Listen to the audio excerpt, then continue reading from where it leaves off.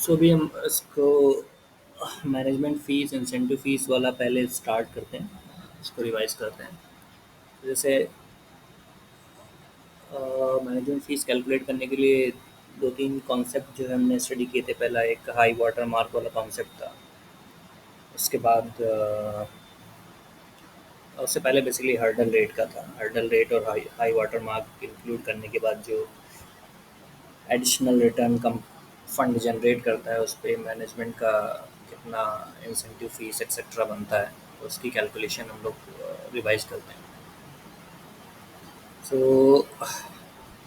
इसमें बेसिकली इस तरीके से रहेगा। क्वेश्चन आएगा आपका इनिशियल कैपिटल कितना है, उसके बाद ग्रॉस एनएवी जो है ओवर द ईयर कितनी ग्रो की, एंड साथ में फंड सेटअप कॉस्ट रहेगी, ईयरली फंड का एक्सपेंसेस रहेगा, मैनेजमेंट फ़ीस कितनी पे कर रहे हैं, एक्सेट्रा एक्सेट्रा। तो लास्ट टाइम हमने किया था, बट इस टाइम जो है मैं थोड़ा इस तरीके से करता हूँ, एक एज अ रॉ कि थोड़ा सा उससे माइंड मेकअप जो है बनता रहेगा कि क्या है। सो एक एग्जांपल लेते हैं जैसे वाला कि एक एबीसी फंड है ओपन एंडेड कैटेगरी का, जो कि जनवरी 2019 को लॉन्च हुआ है। उसकी क्या क्या पैरामीटर्स हैं, जैसे कैपिटल क्या है, 3 इयर्स।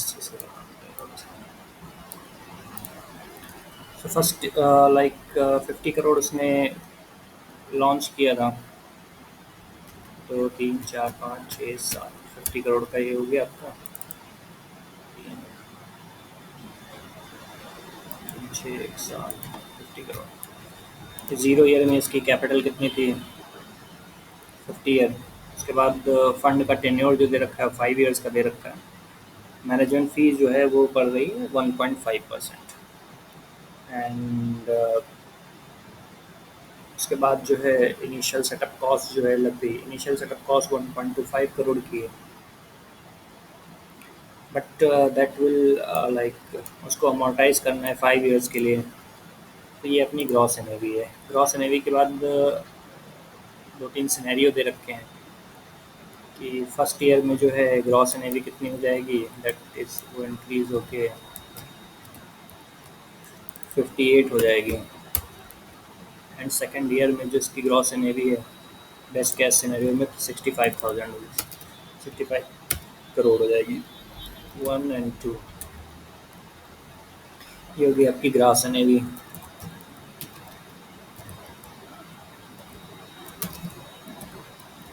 उसके बाद आपके एक्सपेंसेस आएंगे। पहला आएगा आपका इनिशियल सेटअप कॉस्ट का।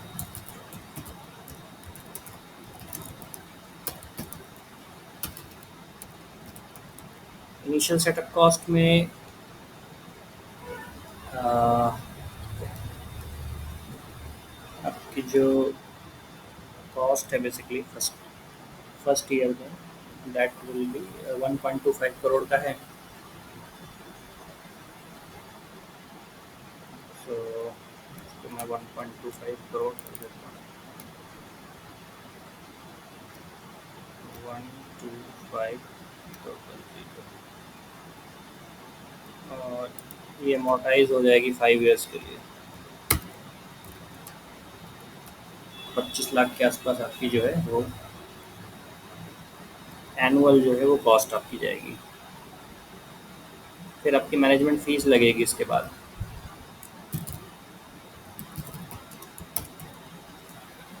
सो मैनेजमेंट फीस आपकी लग रही है 1.5%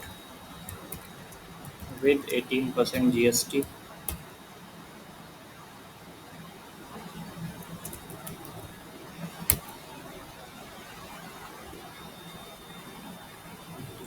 सो ग्रॉस एनएवी आपकी कितना है? 1.5% लगेगा।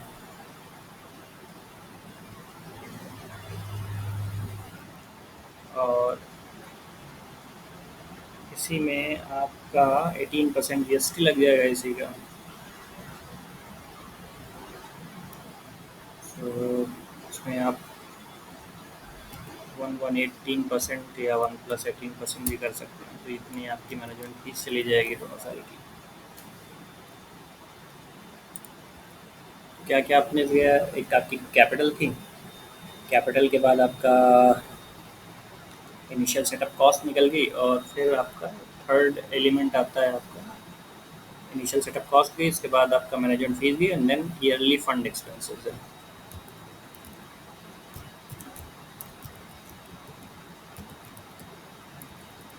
ये आपका जा रहा है आपका 30 लाख, 30,000।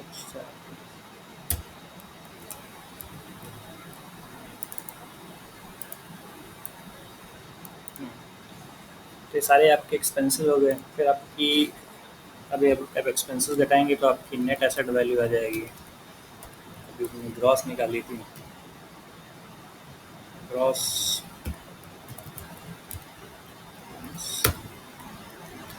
5,64,000, ये आपकी आ गई एन ए वी।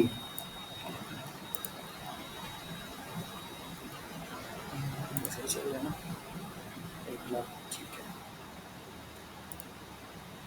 अब जब एन ए वी आती है, अब ये तो सारे एक्सपेंसेस निकाल के हो गया, एन ए वी के बाद अपने पास एक कॉन्सेप्ट आता है मैनेजमेंट फीस करने के लिए, हर्डल रेट। हर्डल रेट का मतलब है कि आप मिनिमम रिटर्न कितना जनरेट करते हो अपनी कैपेसिटी, जो आपकी कैपिटल है। हर्डल रेट जो इसने दे रखा है कि 10% आपको अचीव करना है मिनिमम। सो आपका फर्स्ट ईयर के लिए हर्डल रेट कितना हो जाएगा आपका, दिस, जो कि 10% ग्रो होना है, 1.1 टाइम्स इसको ग्रो करेंगे तो 55 करोड़ का हो जाएगा। एंड अगेन नेक्स्ट ईयर अगर यही इसी पे 10% फिर ग्रो करेंगे तो आपका ये 60 करोड़ के आसपास आपका ग्रोथ होना चाहिए, दैट इज़ हर्डल रेट। अगर हमारे पास हाई वाटर मार्क नहीं होता यहाँ पे, तो हम यहीं से सिंपली कैलकुलेट कर लेते हैं। अगर हाई वाटर मार्क का कॉन्सेप्ट नहीं है, तो हमारे पास जो मिनिमम एन ए वी जो है इंसेंटिव के लिए आना चाहिए, वो ये हो जाती है अपने पास,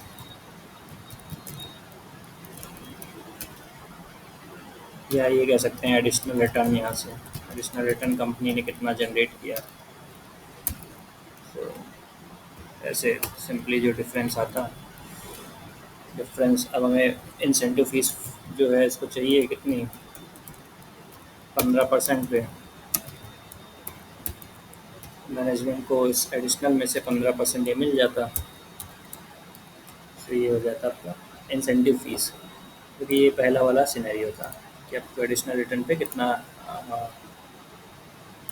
21,449 मिल रहा है इंसेंटिव फीस। लेकिन यहाँ पे एक हमारे पास एडिशनल कॉन्सेप्ट है हर्डल रेट की बियॉन्ड, दैट इज़ आपका जो कि हाई वाटर मार्क का है।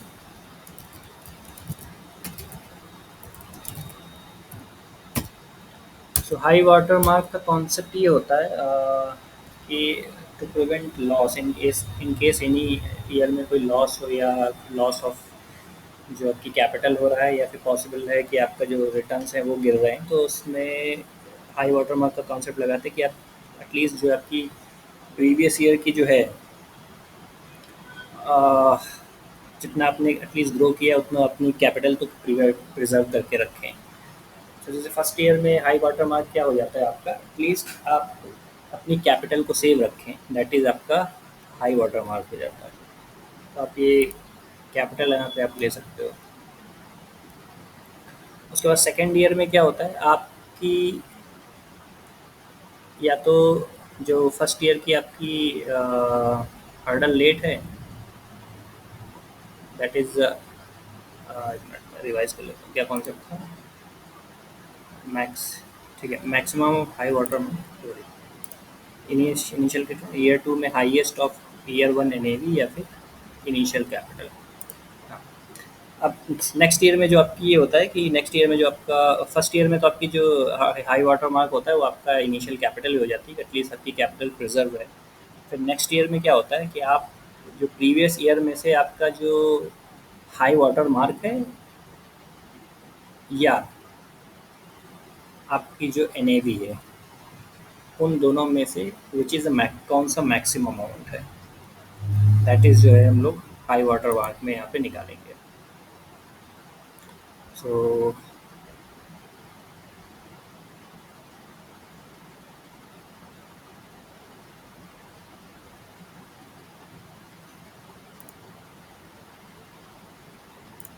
इसको यहाँ से फार्मूले के थ्रू भी कर सकते हैं, लाइक मैक्सिमम ऑफ एन या फिर आपका जो प्रीवियस ईयर का हाई वाटर मार्क था, इन दोनों में से कौन सा मैक्सिमम अमाउंट है।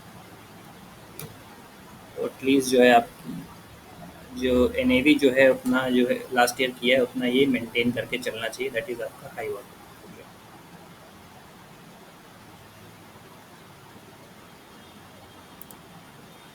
फिर सेकंड केस में अब आता है कि दोनों इसमें अभी अभी जैसे सिर्फ हर्डल रेट था तो वहाँ से हमने एन में से हर्डल रेट निकाल लिया था, अभी जो बचा हुआ अमाउंट था वो एडिशनल रिटर्न हो गया था। लेकिन इसके केस में हम लोग क्या करते हैं, एक दोनों में से एक ही चीज़ हम लोग लेके चलेंगे डिफरेंस लेने के लिए। सो हम लोग मिनिमम एन यहाँ पे निकालते हैं, मिनिमम एन और इंसेंटिव। हर्डल रेट और हाई वाटर मार्क्स में से जो चीज़ जो है मैक्सिमम होगी उसको हम लोग यहाँ पे मिनिमम एन फॉर इंसेंटिव जो है वो कंसीडर करेंगे। इन दोनों में से कौन सा जो है मैक्सिमम है। अब जो है उसके बाद हम लोग एडिशनल रिटर्न यहाँ पे निकालेंगे। तो एडिशनल रिटर्न कहाँ से निकलेगा, एन आपका जो एन कैलकुलेट किया है उसके बाद जो आपकी मिनिमम एन आई है, इन दोनों का डिफरेंस है वो आपका आएगा एडिशनल रिटर्न्स जो कंपनी फंड ने जनरेट किया। अब इस जो एडिशनल रिटर्न आपने जनरेट किए हैं उस पे आपको इंसेंटिव फीस पे करनी है।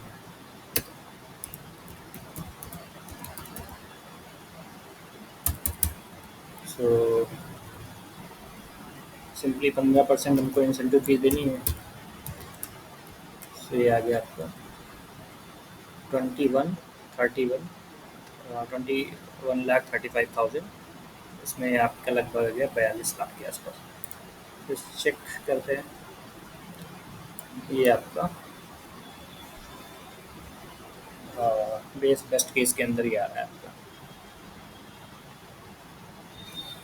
अगर इसी को हम थोड़ा सा नेगेटिव केस ले लें वही का सिमिलर वाला बेस्ट केस की जगह पे वर्स्ट केस,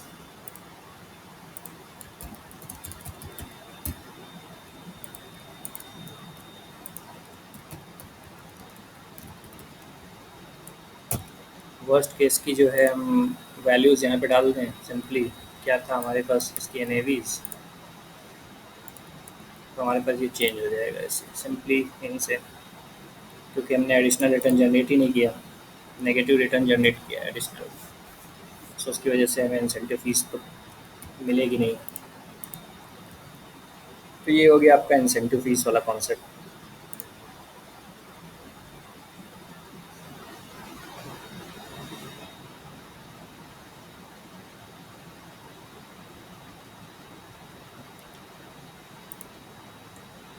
सो क्या क्या किया हमने, पहले सबसे पहले इनिशियल कैपिटल ली 0 ईयर में, उसके बाद उसकी ग्रॉस एन ली, सेकेंड ईयर की ग्रॉस एन ली, उसमें से हमने इनिशियल सेटअप कॉस्ट जो है वो अमोर्टाइज 5 ईयर, क्योंकि 0 ईयर में तो कुछ होगा नहीं, जो कि चार्ज होगा वो फर्स्ट ईयर से चार्ज होना स्टार्ट होगा। तो फर्स्ट ईयर में हमारी एन जो है कैपिटल ग्रो के 50 से 58 करोड़ हुई, सेकेंड ईयर में 65 करोड़ हुई। फिर फर्स्ट ईयर में जब हम लोग कैलकुलेशन करेंगे उसमें इनिशियल सेटअप कॉस्ट घटाएंगे, इनिशियल सेटअप 1.25 करोड़ टोटल थी जिसको हमें अमोर्टाइज किया 5 ईयर्स पे, तो that would be 25 lakh each year जो है वो कॉस्ट जाएगी। फिर मैनेजमेंट फ़ीस जो है हमें देनी है, मैनेजमेंट फ़ीस जो है आपकी ग्रॉस एन पे लगेगी, जो ग्रॉस एन फर्स्ट ईयर की थी उस पर हमने मैनेजमेंट फ़ीस लगाया है विद 18% जीएसटी। फिर ईयरली फंड एक्सपेंसेस जो है वो जा रहे हैं 30 लाख के। तो ये सारे एक्सपेंसेस को हमने माइनस किया तो हमारे पास नेट एन आ गई।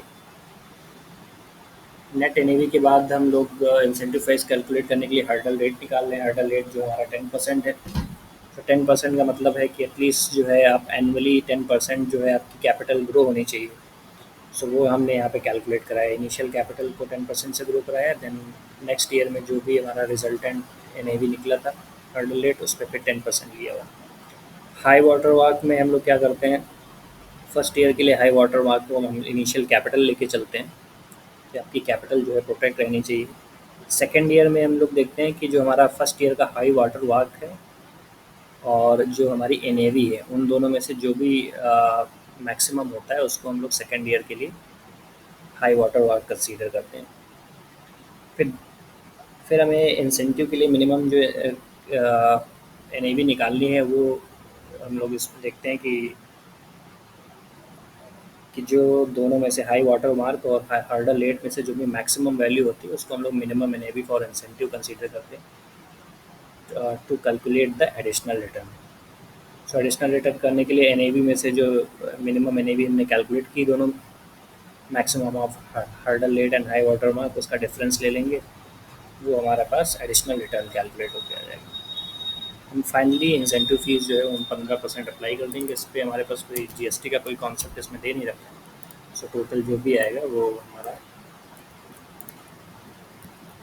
एनएवी आपका इंसेंटिव फीस हो जाएगा।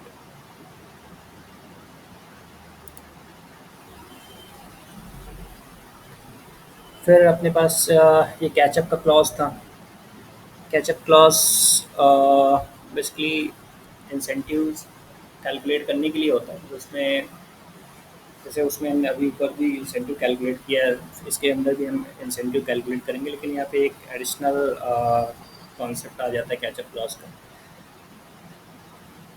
जैसे आपके पास कमिटेड कैपिटल दे रखी है 50 करोड़ की और 3 ईयर का फंड टेन्योर है, एनएवी जो है दे रखी है थर्ड ईयर पे आपकी 70 करोड़ हो जाएगी। उसके बाद 10 ईयर्स का आपका हर्डल रेट है, 20% इंसेंटिव फीस से मैनेजमेंट ले रहा है। पहले एक रफ कैलकुलेशन करते हैं। रफ कैलकुलेशन का मतलब है कि हमने टोटल प्रॉफिट जो है फंड पे कितना जनरेट किया, like that is 20 crore, because 50 से हमारे 70 करोड़ का ग्रोथ हुई है अपने ग्रॉस एनएवी के अंदर। उस प्रॉफिट में, सॉरी एनएवी है, सो ये नेट ग्रॉस नहीं है, नेट एनएवी है। 20 करोड़ जो हमने प्रॉफिट किया उसमें जो कॉन्सेप्ट है कि 20% जो है मैनेजमेंट को फ़ी मिलना चाहिए। So that is 20% L B जो है वो 4 करोड़ के आसपास कैलकुलेट होगा, जो हमने यहाँ पे मल्टीप्लाई कर लिया 20। That is pre determined profit share के मतलब अगर हम कोई क्लॉज नहीं लगाते हैं, कोई भी क्लॉज नहीं लगाते हैं, तो एटलीस्ट जो है 4 करोड़ का मैनेजमेंट को इंसेंटिव फीस मिलना चाहिए।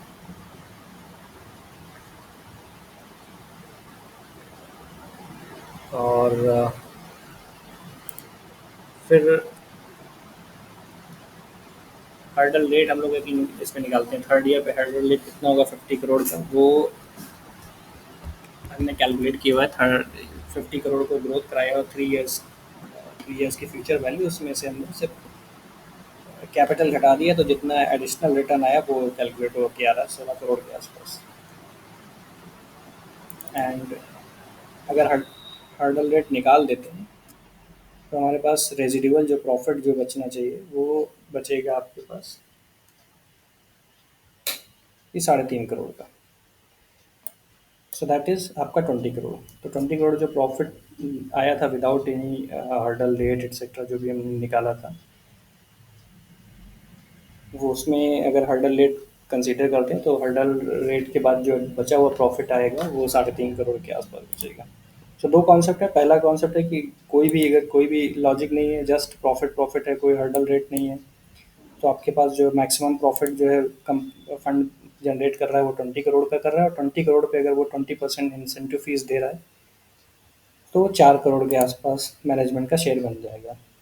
अगर हर्डल अप्लाई कर दें, जो रेजिडुअल प्रॉफिट आएगा वो 3.5 करोड़ के आसपास आएगा। अभी 3.5 करोड़ पे आ, फिर जो लॉजिक हमने ऊपर भी स्टडी देखा कि हर्डल रेट के बाद जो रेजिडुअल प्रॉफिट बचता है उसमें हम लोग इंसेंटिव फीस ले रहे हैं, तो उस अब उसमें हम लोग कॉन्सेप्ट लेके चलते हैं जब नो कैचअप क्लॉज होगा। कोई कैचअप क्लॉज नहीं है कंपनी के पास। हमारे पास जो एडिशनल प्रॉफिट हमने यहाँ निकाला था रेजिडुअल में, उसमें हम लोग कैसे किसको डिस्ट्रीब्यूट करेंगे, कैसे डिस्ट्रीब्यूट करेंगे वो 3.5 करोड़ को। हमने सिंपली दे रखा है कि मैनेजर को 20% मिलेगा। So that is we calculated management को 20%। और बाकी जो प्रॉफिट बचेगा वो फिर से हम लोग, जो बचा हुआ प्रॉफिट है वो इन्वेस्टर्स को ही चला जाएगा। तो उसमें सो इन्वेस्टर्स को टोटल कितना मिल जाएगा, जो आपका हर्डल रेट है प्लस जो आपका जो रेजिडुअल प्रॉफिट का रिमेनिंग 80% जो मिला हुआ है वो टोटल जो है इन्वेस्टर्स को चला जाएगा। That is we have calculated here. फिर क्या आता है कि कैचअप क्लॉज जो है वो अगर 100% है, सो कितना जो है वो क्या कहते हैं मैनेजमेंट को कितना मिलेगा। 100% कैचअप क्लॉज का यहाँ पे एक लॉजिक ये है कि जो हमने शुरू में निकाला था प्री डिटरमाइंड प्रॉफिट जो शेयर है वो 4 करोड़ से आया है। तो अगर 4 करोड़, मतलब 4 करोड़ से ऊपर तो कम मैनेजमेंट को मिलेगा ही नहीं, वो 4 करोड़ ही मैक्सिमम जो है जनरेट कर सकता है, बिकॉज इससे ऊपर तो जाएगा ही नहीं किसी लॉजिक के अंदर। हमने हर्डल रेट उसमें अप्लाई नहीं किया है अभी। अब 100% कैचअप क्लॉज क्या है कि उसको मिलना चाहिए था 4 करोड़ मिलना चाहिए था, लेकिन हमारे पास डिस्ट्रीब्यूशन जो रेजिडुअल प्रॉफिट है वो हमने निकाला था 3.5 करोड़ का। तो because it is a less than 4, जो 4 करोड़ है उससे, सो जितना भी हम प्रॉफिट जो है रेजिडुअल प्रॉफिट हमें मिला हुआ है बचा हुआ था वो सारा का सारा मैनेजमेंट के पास चला जाएगा। इनके से ही रेशियो जो है कम होता, 50% होता, तो जो भी रेजिडुअल प्रॉफिट का 50% था कैचअप क्लॉज वो मैनेजमेंट के पास जाता।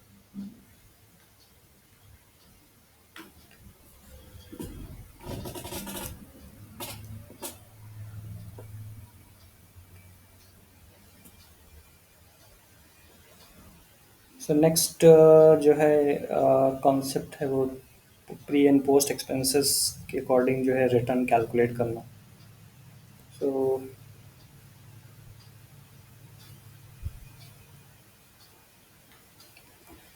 तो सेम जैसे हमने यहाँ पे भी सेकंड क्वेश्चन में भी सिमिलर ये वाला किया हुआ है, कैलकुलेट किया हुआ है।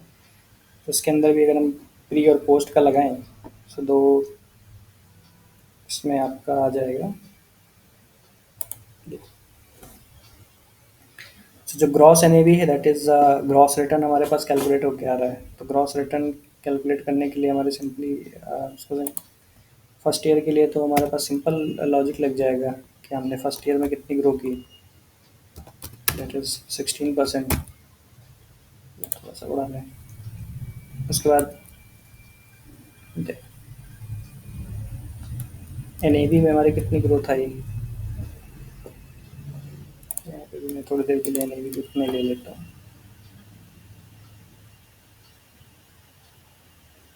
तो हमारे पास 12% के आसपास आ जाएगी। एनएवी में हमारे पास कितनी ग्रोथ है अभी ये प्री प्री एक्सपेंसेस, ये वाला प्री एक्सपेंसेस हो गया, ये पोस्ट एक्सपेंस हो गया, ये आ जाएगा नेक्स्ट जो हमारे पास लाइन आइटम आएगा वो आ जाएगा post incentive. Post incentive return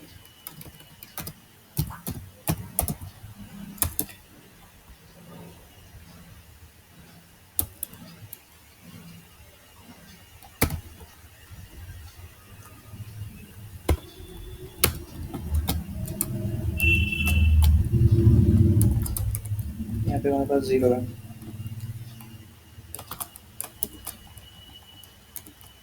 तो 12.4। सो फर्स्ट ईयर के लिए हमारे पास ईयर वन में कितना ग्रोथ आया, ईयर टू में देखते हैं कितना आया।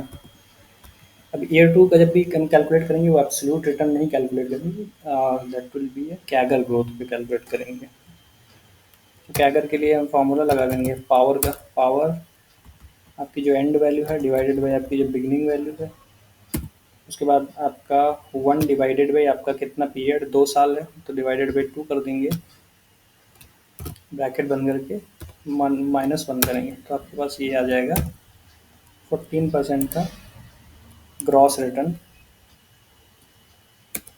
12.5% का आपका नेट रिटर्न पोस्ट एक्सपेंसेस और 12.1 का पोस्ट इंसेंटिव रिटर्न।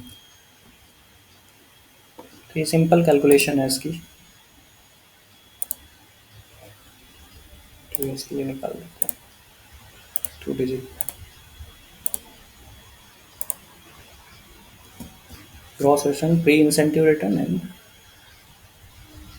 फाइनल जो है आपका पोस्ट इंसेंटिव रिटर्न।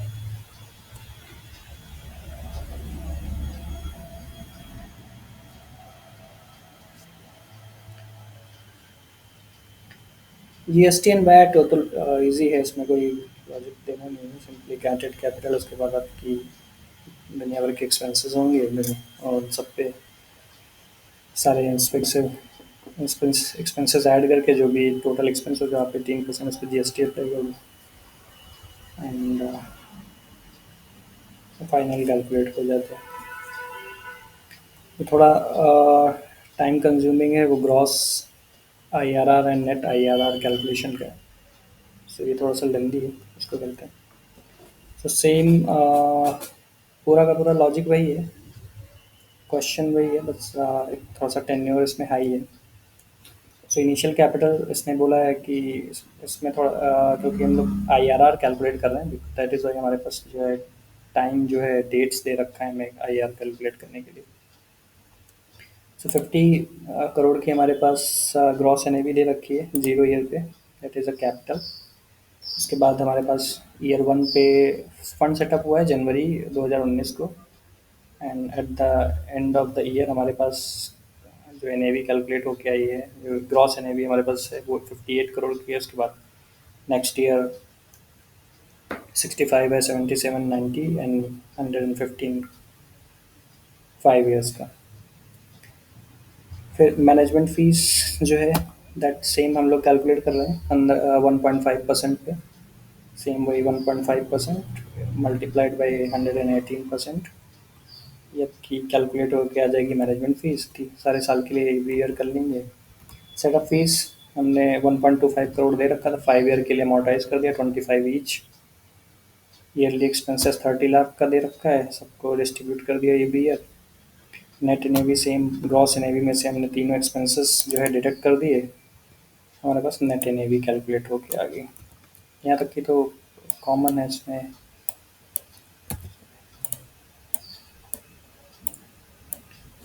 जूम कर लेता हूँ इसको।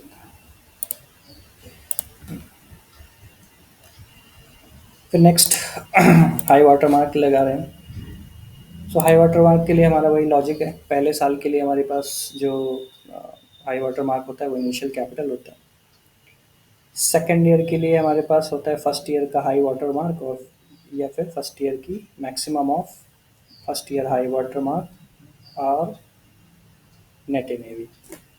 सो यहाँ पे हमने सिंपली फॉर्मूला लगा दिया, दोनों में से मैक्सिमम में से जो भी है हर साल, इन दोनों में से प्रीवियस ईयर्स का एनएवी और हर्डल वाटर मार्क्स में से जो भी मैक्सिमम होगा उसको हम लोग हाई वाटर मार्क ले लेंगे। हर्डल रेट सिंपली 10% से हमने इसको ग्रो करा दिया है अपनी कैपिटल को। इसको हमने 50 यहाँ से फिक्स कर दिया है, 1+10% ले लिया है, और ऊपर हमने पावर में ईच ईयर में हमने वो ऊपर ईयर लगा दिए 1 2 3 4 5 10 और दे दिया। So that is why simply भी हम यहाँ से कैलकुलेट कर सकते थे, जो सिंपल फार्मूला था 1.1 मल्टीप्लाई करके यहीं से 10%, जो भी सुइटेबल है वो कर सकते हैं। फिर मिनिमम मैंने भी कैलकुलेट कर रहे हैं, that is a maximum of hurdle rate and hurdle high water mark में से जो भी मैक्सिमम वैल्यू होगी उसको हम लोग minimum N A to calculate the additional return, ये सारे में अप्लाई कर दे रहे हैं। नेक्स्ट में हमने एडिशनल रिटर्न सिंपली आपकी एन में से नेट एन में से आप मिनिमम एन डिडक्ट करेंगे तो आपके पास एडिशनल रिटर्न आ जाएगा। ये क्वेरी थी, ये क्या है जो क्वेश्चन हम लोग कर रहे हैं इसमें, ईयर एंड पे जो फंड टेन्योर कंप्लीट होने के बाद जो है हमारी सारी कैलकुलेशन होंगी ना ईच एंड एवरी ईयर। जैसे हमने पूरा पिछले क्वेश्चंस में हमने क्या किया था, एवरी ईयर में हमने इंसेंटिव फीस कैलकुलेट की थी। यहाँ पे क्या कर रहे हैं, फंड क्लोज होने के बाद कर रहे हैं। सो एडिशनल रिटर्न हम हमारा ये चलता जा रहा है एंड फाइनली हमारे पास जो फंड 5th ईयर पे जो है इंसेंटिव कैलकुलेट कर रहे हैं। तो दैट इज़ कि जो हमने एडिशनल रिटर्न 5th ईयर पे कैलकुलेट किया है उसमें हम 15% निकाल लें, दैट इज़ इंसेंटिव फीस। अब हमारे पास एन जो आएगी, एन प्री टैक्स। हमने ये बिकॉज इंसेंटिव फीस क्या है, हमारे पास एक्सपेंसेस है, तो इसको हम जो है नेट एनएवी में से अपनी एक इंसेंटिव फीस घटा देंगे, जैसे अभी हमने प्रीवियस क्वेश्चन के अंदर नेट पोस्ट इंसेंटिव रिटर्न जो कैलकुलेट किया है, सिमिलर हमारे पास एनएवी प्री टैक्स आ जाएगी। फिर टैक्सेबल गेन कितना आएगा, तो हमने क्या किया, जो हमारे पास एनएवी प्री टैक्स निकल के आई पूरे पूरे, उसमें से हमने टैक्सेबल गेन निकालना है। टैक्सेबल गेन का मतलब हमने इन्वेस्टमेंट कितना किया था, 50 करोड़ का। हमारे पास आज जो टोटल हमारे पास एसेट वैल्यू है 108 करोड़ की, सो उसमें से हमने 50 करोड़ जो डिडक्ट कर दिया, तो हमारे पास जो बचा हुआ अमाउंट है उस पर हम टैक्स पे करने वाले हैं। तो 58 करोड़ पे हम टैक्स पे कर रहे हैं, जो कि हम एल टी सी जी हमारे पास दे रखा है कि 11.96 का परसेंट का पड़ेगा। तो हमने टैक्स यहाँ टैक्स कैलकुलेट कर लिया है। टैक्स कैलकुलेट करने के बाद जो बचा हुआ अमाउंट है दैट इज अ डिस्ट्रीब्यूशन, ये जो है नेट अमाउंट जो है ये इन्वेस्टर्स को चला जाएगा। अब इस पे ये तो हमारी सारी कैलकुलेशन होगी। अब इस पे हम लोग ग्रॉस आईआरआर और नेट आईआरआर कैलकुलेट करेंगे। सो ग्रॉस आईआरआर कैलकुलेट करने के लिए हमें हम क्या करते हैं, जो सारे हेड्स को नहीं कंपेयर करते हैं, लास्ट जो बिगिनिंग वैल्यू और एंडिंग वैल्यू है उसको लेके हम लोग कैलकुलेट करते हैं ग्रॉस आईआरआर। सो जनवरी 19 में हमने 50 करोड़ का इन्वेस्टमेंट किया था, और दिसंबर 23 में हमारे पास एंडिंग वैल्यू क्या है, इसमें हम सारे एक्सपेंसेस हमने निकाल दिए हैं ऑलरेडी। ये दिस इज दिस। उसके बाद सिंपली हम आईआरआर का फॉर्मूला लगा देंगे, क्योंकि ये आउटफ्लो था दैट इज़ वाई हमने यहाँ पे नेगेटिव लिया हुआ है, और ये हमारे पास इनफ्लो आएगा इसके लिए इसको पॉजिटिव लिया हुआ है। ग्रॉस आईआरआर का फॉर्मूला हमने लगाया हुआ है सिंपली। इसमें अगर हमारे पास डेट्स अवेलेबल नहीं होती तो हम सिंपली आईआरआर का फॉर्मूला लगाते हैं। बट होता क्या है यहाँ पे, अगर आईआरआर का फॉर्मूला आप लगाओगे तो 103% आएगा, बिकॉज क्योंकि ये सिर्फ 2 ही साल को पीरियड लेता है, मतलब 2 वैल्यूज़ है इसलिए 2 ही साल कंसीडर करता है। बट हमारे पास जो पीरियड्स हैं वो 5 ईयर्स के हैं, तो उसके इसको रिजॉल्व करने के लिए हम दूसरा ऑप्शन ये था कि हम यहाँ पे इसको लेके जिस एग्जाम्पल में ट्राई करता हूँ सही से। अब मैं अगर आईआरआर को लेता हूँ, यहाँ पे 0 0 डाल दूँ जब थोड़ी देर के लिए, आईआरआर कैलकुलेट करें तो कितना आएगा।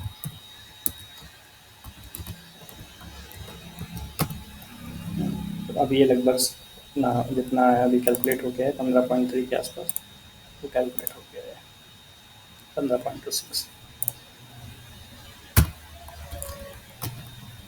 तो ये इस तरीके से भी कर सकते थे अगर आपको एक्स आई आर आर नहीं वहाँ पे अप्लाई हो इन केस, क्योंकि कभी कभी क्या होता है, डेट्स जो है वो फॉर्मेट में कभी इशू करता है फार्मूला, ओडीटी वाला जो ओपन वाला है उस केसेस में, तो आपके पास ये ऑप्शन है कि आप इसको 5 ईयर का पूरा डिस्ट्रीब्यूट कर लो और I simply I R R का फार्मूला लगा के कैलकुलेट कर लो।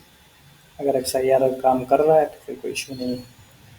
एक्स आई आर आर के लिए हमने फार्मूला लगाया, एक्स आई आर आर पहला हमें आर्गुमेंट देना है, वो देना है वैल्यूज़ का, ये वैल्यूज़ दे दी, उसके बाद जो है डेट देना है। गैस में हम डालने को डाल दो, नहीं तो ज़ीरो भी डाल सकते हैं या तो इनकी भी छोड़ सकते हैं। तो हमारे पास इसकी वैल्यूज़ आ गई ग्रॉस की 15.26%। फिर नेट आईआरआर के अंदर हम लोग उसके अंदर हमने एक्सपेंसेस को पहले एक्सक्लूड कर दिया, यहाँ पे हम एक्सपेंसेस को इंक्लूड करेंगे सारे डिस्ट्रीब्यूशन के अंदर। सो क्योंकि हमने आउटफ्लो तो दिखाया ही नहीं हुआ है, आउटफ्लो कहीं पे ग्रॉस आईआर के अंदर, इसके अंदर हम आउटफ्लो दिखाएंगे। तो पहले साल के अंदर हमारा आउटफ्लो कितना जाएगा, मतलब जो हमारा 0 ईयर था वहाँ पे हमारी कैपिटल जाएगी प्लस जो आपका इनिशियल सेटअप कॉस्ट है, जो वन पॉइंट सॉरी हाँ हाँ इनिशियल 1.25 करोड़ की जो इनिशियल सेटअप कॉस्ट है वो पूरी जाएगी। तो इसलिए हमारा टोटल जो एक्सपेंस फर्स्ट ईयर में 0 ईयर में है वो इनिशियल सेटअप कॉस्ट प्लस जो कैपिटल है, इसलिए दोनों में सम किया हुआ है इन दोनों चीज़ों को। ये पहले साल चला गया।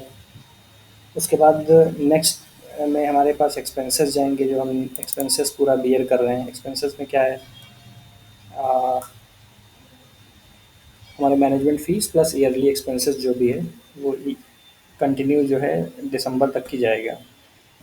अब इसके अंदर फोर्थ ईयर जो लास्ट ईयर है उसके अंदर आप दो दो केसेस कर सकते हैं। तो पहला है कि एक्सपेंस तो आपके जाएंगे, कितने एक्सपेंसेस के अंदर जाएंगे, पहला जो दो एक्सपेंस हमारे पास जा रहे थे मैनेजमेंट फ़ीस और ईयरली एक्सपेंस के अलावा हम इंसेंटिव फ़ीस भी भरेंगे और हम टैक्स भी पे कर रहे हैं।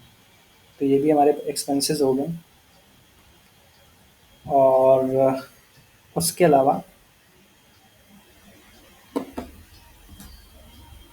जो हमारा आउटफ्लो आया है वो कितना था, वो ग्रॉस एनएवी का आउटफ्लो था। तो दो यहाँ पे दो अलग अलग मैंने किया हुआ है, बट इसको हम साथ में भी कर सकते हैं क्योंकि ये हमारे पास इनफ्लो आया है, ये आउटफ्लो आया है। तो यहाँ पे हम एक ये भी कर सकते हैं कि अगर इसको ऐड कर देते हैं, फिर हमारे पास जो वैल्यू आएगी वो लास्ट ईयर का हमारे पास टोटल आउटफ्लो आ जाएगा। मैं अब इसको डिलीट कर देता हूँ।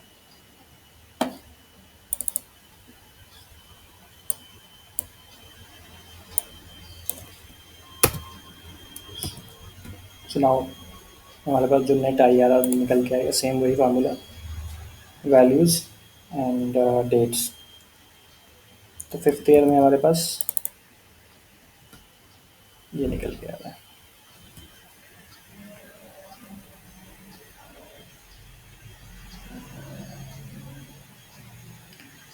हम 101 इसलिए यहाँ पे नहीं ले रहे हैं, रीज़न ये है कि 101 जो हमने लास्ट में क्या क्या डिस्ट्रीब्यूशन निकला हुआ, इसमें हमारा सेटअप सेटअप कॉस्ट जो है वो इन्वॉल्व है। तो इसको यहाँ से पूरी कैलकुलेशन भी कर सकते हैं, या फिर दूसरा तरीका ये है कि आप इसमें इसी में सेटअप कॉस्ट ऐड कर दो तो आपके पास जो है फाइनल डिस्ट्रीब्यूशन निकल आएगा आपको 101।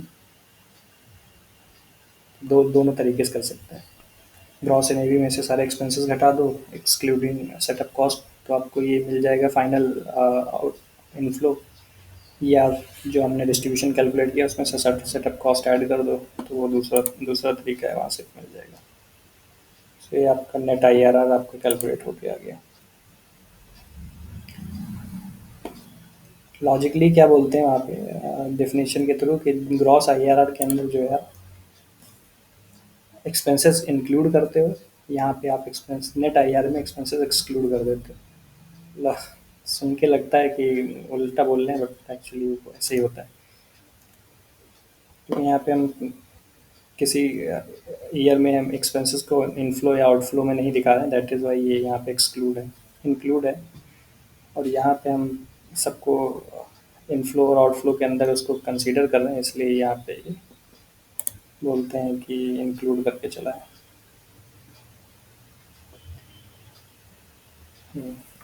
फिर जो नेक्स्ट उसके बाद आता है आपका लॉजिक आता है distribution to paid up capital, DPI, RPDI and total value to paid up capital.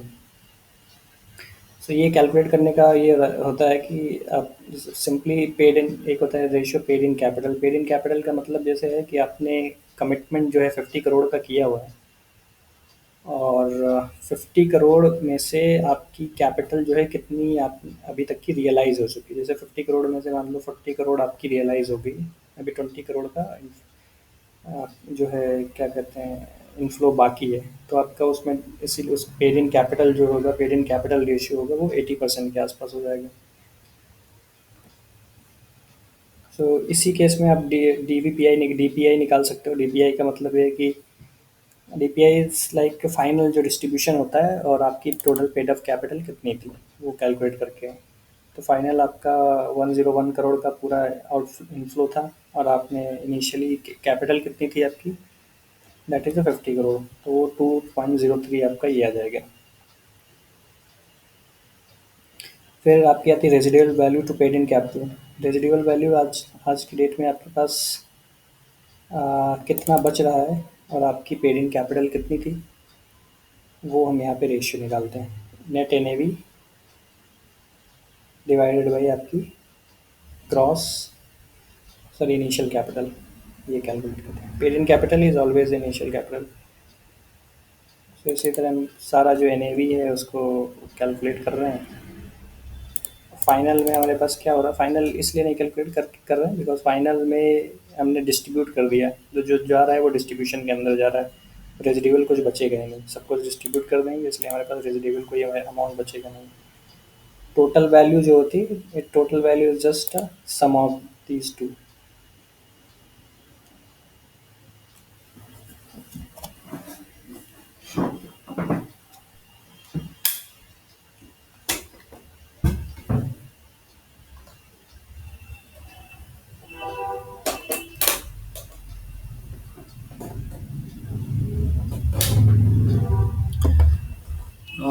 फिर नेक्स्ट इसके अंदर है के एस पी एम ई का कॉन्सेप्ट।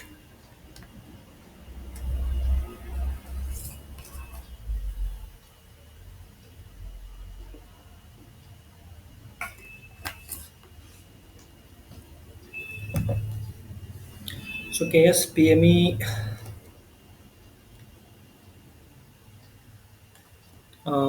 ठीक है।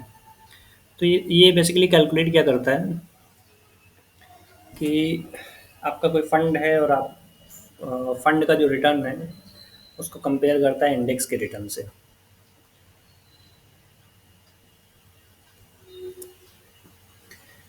सो जैसे इसके केस में क्या दे रखा है कि अ, कम फंड है, एक फंड ने फर्स्ट ईयर के अंदर 20 करोड़ का कैपिटल लिया, सेकेंड ईयर में 30 करोड़ का कैपिटल लिया, and 3 years down the line investment करने के बाद लगभग इसने 140 करोड़ का इसका जो है पूरी एनएवी जो है वो रीच कर गई है। उसके बाद उसी टाइम पे क्या कहते हैं उसी ड्यूरेशन में जो इंडेक्स है वो कैसे कैसे मूव कर रखी है वो दे रखा है कि पहले साल इंडेक्स 18% किया, दूसरे 14%, 16%, 22% और 17%।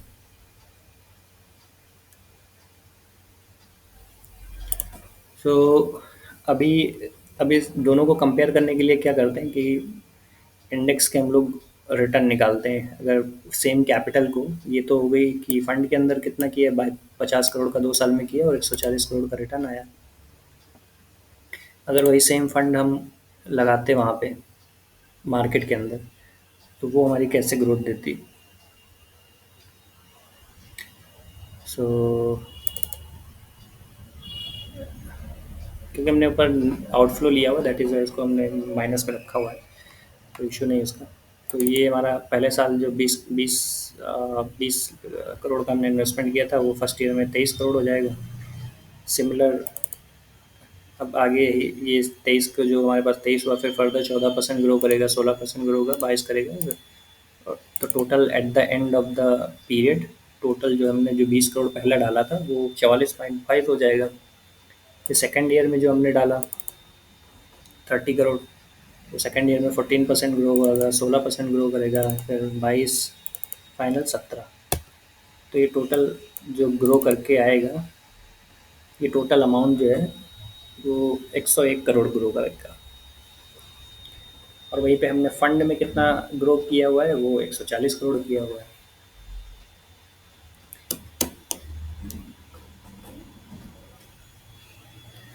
सो क्वेश्चन के अंदर आई थिंक इस तरीके से दे रखा था कि डिस्ट्रीब्यूशन कितना फाइनल कर रहा है और रेजिडेबल वैल्यू कितनी एट द एंड ऑफ है। तो टोटल जो हमारे पास total value of the fund होगी वो हमने यहाँ पे सम कर लिया, ऊपर हमने लिख रखा है, बट वो दूसरी कैलकुलेशन के लिए शायद लिख रखा है।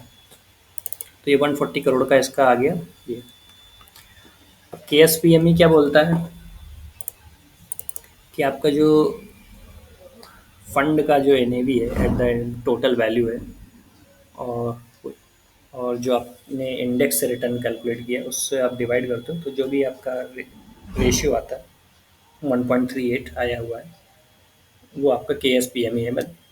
उससे मतलब एक से ऊपर है, दैट मीन आपका फंड जो है वो बेटर परफॉर्म किया आपके इंडेक्स से।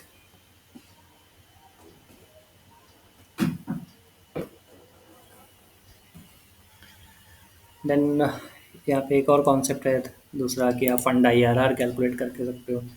फंड का आईआरआर कितना है, 2 साल के अंदर उसने इन्वेस्टमेंट किया, उसके बाद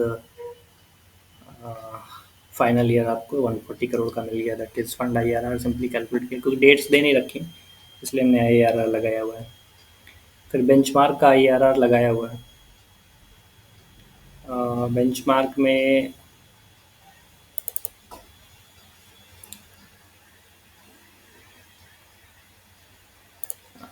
बेंचमार्क में हमने किया हुआ है सिंपली इस तरीके से कि फर्स्ट ईयर बेंच 2 साल के अंदर टोटल जो हमने टोटल कैलकुलेशन किया हुआ है, ये थोड़ा सा कंफ्यूजिंग जरूर है, क्योंकि हम डायरेक्ट अल्फा का कॉन्सेप्ट लेके चल रहे हैं, इस वजह से हमने यहाँ पे किया हुआ है बेंच मार्क कि इनिशियल ईयर में आपका दोनों साल हमने इसको आउटफ्लो दिखाया हुआ है। एंड मतलब ये है कि बेंच इतना हमारी अगर बेंचमार्क से कर रहे हैं तो हमारा इतना आउटफ्लो गया है, और इस और फाइनली जो है फंड से हमारे पास कितना इनफ्लो आया 140 करोड़। सो वो डायरेक्ट अल्फा का कॉन्सेप्ट है, यहाँ पे हम लोग आई आर आर निकाल रहे हैं। ये डायरेक्ट अल्फा है, इट्स नॉट कि एडिशनली ये बोलोगे कि 10% का एडिशनल इसमें रिटर्न जो है एनुअल रिटर्न जो है कंपनी जनरेट कर रही समथिंग बेटर परफॉर्मेंस।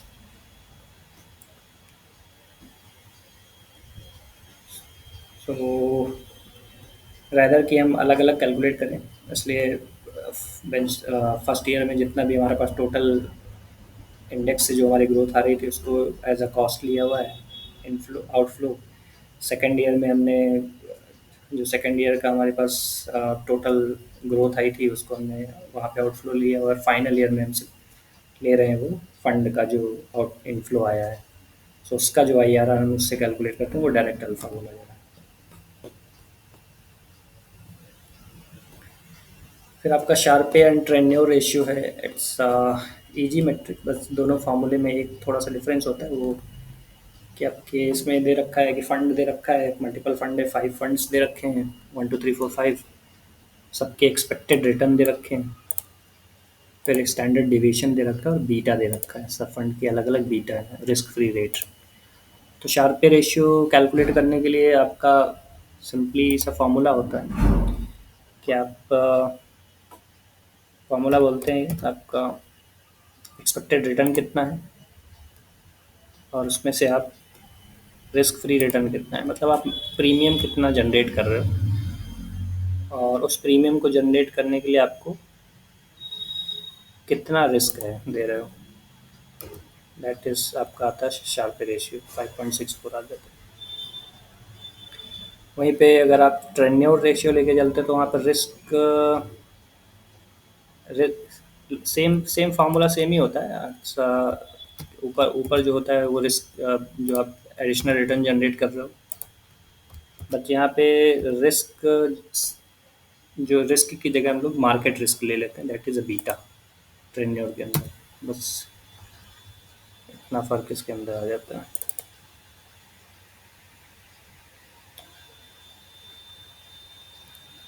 और उसको ये 0.05% इसलिए आया बिकॉज यहाँ पे वैल्यूज़ जो हैं वो परसेंटेज में आ गए। इसको मैं 100 से मल्टीप्लाई कर दूंगा तो इतने आ जाएंगे 5.4%।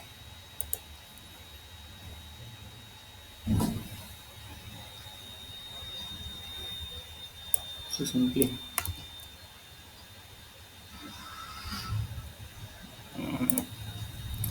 जो एंकर नहीं किया इसलिए अलग आ रहा है।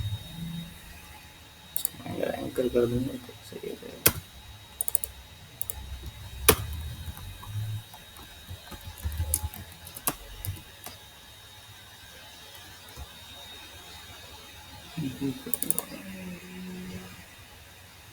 ओके,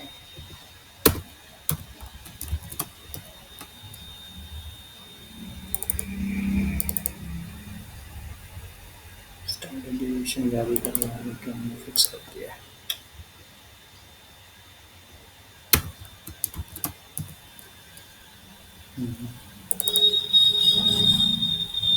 बीटा वैरी कर रहा है, बीटा को फिक्स नहीं करना है, इसको फिक्स करना है।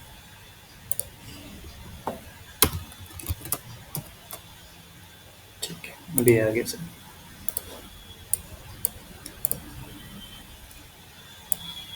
ये आएगा भी तो एक नंबर में क्वेश्चन में आता है, इससे ज़्यादा तो नहीं आएगा। चैप्टर ट्रेड वैसे।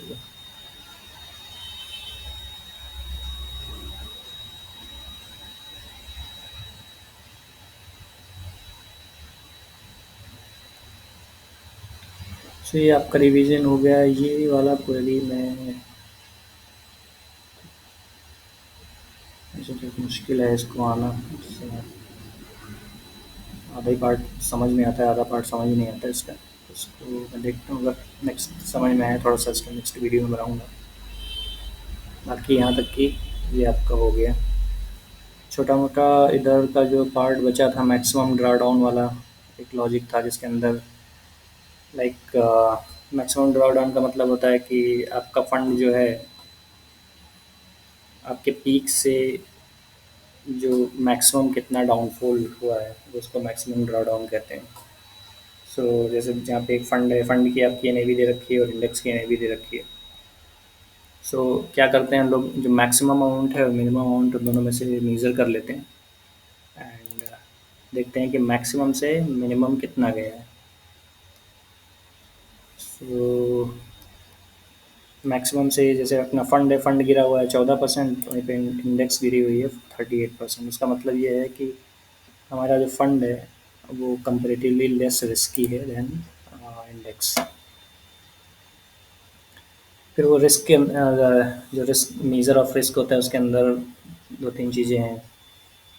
एवरेज जो है वो मेजर ऑफ रिस्क तो है नहीं, स्टैंडर्ड डिविएशन जो सिग्मा हम लोग कैलकुलेट करते हैं वो मेजर ऑफ रिस्क बोला जाता है। तो उसको आएगा भी क्वेरीज तो ऐसे सिंपली आएंगे, दो चार पांच रिटर्न दे रखे होंगे, उसमें आपको मीन का फॉर्मूला लगाना है, या स्टैंडर्ड डिविएशन के लिए standard S T D E V का फॉर्मूला होता है वो आप अप्लाई कर दो, आपको स्टैंडर्ड डिविएशन निकल आएगा।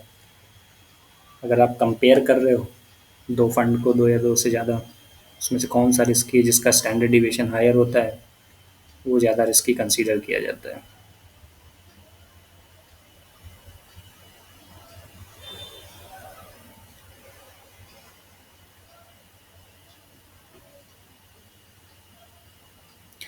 एंड ऑब्वियसली जिसका अब आगे यहीं से कल जैसे दोनों फंड हैं जिसमें से हमें दिख रहा है कि 8.71% इसका सिग्मा ज़्यादा हायर है, सो ये ऑब्वियसली रिस्की है। उसके बाद आप किसकी ओनर्स का अर्टोसिस कैलकुलेट करके रिस्क निकालो, तो वो भी पूछ लिया जाए तो उसमें कुछ सिंपल सा लॉजिक लगा सकते, फार्मूला लगा सकते हैं। इसकी ओनर्स का फार्मूला एस के ई डब्ल्यू होता है, वो अप्लाई कर सकते हैं, इसकी यूनिट्स की वैल्यू निकल आएगी दोनों की। अब वही है कि ज़ीरो से ऊपर वैल्यू होती है तो उसको पॉजिटिव स्क्यूनेस बोलते हैं, जीरो से नीचे होती है तो उसका नेगेटिव स्क्यूनेस बोलते हैं। नेगेटिव स्क्यूनेस का मतलब होता है कि आपकी एवरेज से बिलो जो है ज़्यादा वैल्यूज़, आपकी लोअर वैल्यूज़ जो है एवरेज से ज़्यादा साइड में, टेल लेफ्ट साइड पे ज़्यादा है, और पॉजिटिव में हो जाता है आपकी पॉजिटिव साइड पे ज़्यादा वैल्यूज़ हैं, हायर साइड। कर्टोसिस जो होता है वो सिंपली, कर्टोसिस का मेन कॉन्सेप्ट जो होता है वो डिस्पर्जन से ही होता है, जो सॉरी सिग्मा से ही आता है। जितना ज़्यादा हायर सिग्मा होगा उतना ही ज़्यादा जो है वैल्यूज़ जो है मीन से डिस्टेंस पे आएंगी, एवरेज से दूर दूर जाएंगी।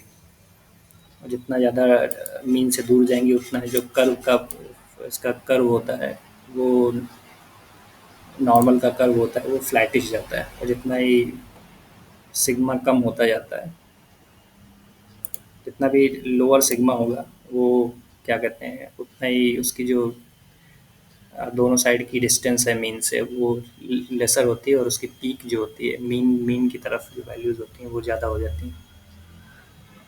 उसका एक वो फार्मूला होता है नॉर्मल कर्व का, मीन प्लस माइनस 3 सिग्मा।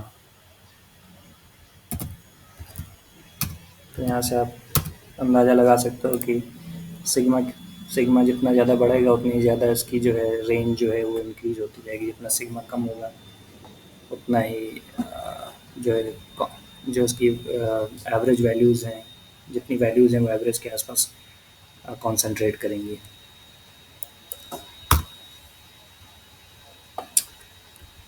ठीक है, ये वाला आपका रिटर्न वाला कॉन्सेप्ट हो गया। इसके अंदर हमारे पास सेटअप फ़ी कैलकुलेशन का पार्ट था वो कैल कंप्लीट हो गया। दोनों सिनेरियोज़ हो गए, कैचअप का भी हो गया। हमने रिटर्न भी कैलकुलेट कर लिए, पोस्ट भी expenses and post expenses, IRR देख लिया, KSPME कैलकुलेट कर लिया, शार्प टेंडर हो गया। That's it.